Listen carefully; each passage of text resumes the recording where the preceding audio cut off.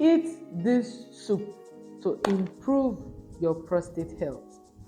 One of the amazing nutrients that is found in this particular soup I want to talk about is zinc. And zinc is the one mineral that helps in prostate. So in celebration of our men in this men's month, I want you to eat this soup as often as possible.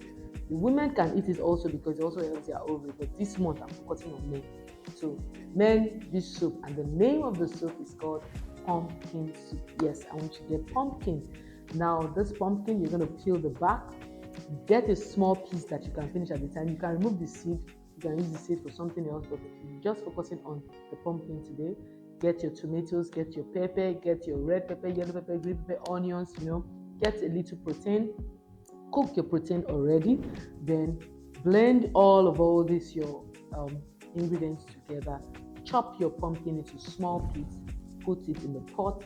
You can use the stock of your protein, your chicken, or your fish or whatever, put it together, add your seasoning, add your ingredients, add a tablespoon of olive oil in it, allow to cook for 5 to 8 minutes, not overcooked please, and drink the soup. Look, cook this thing and enjoy the savor of this plant and allow your prostate gland to have something that will provide you with a lot of nutrients.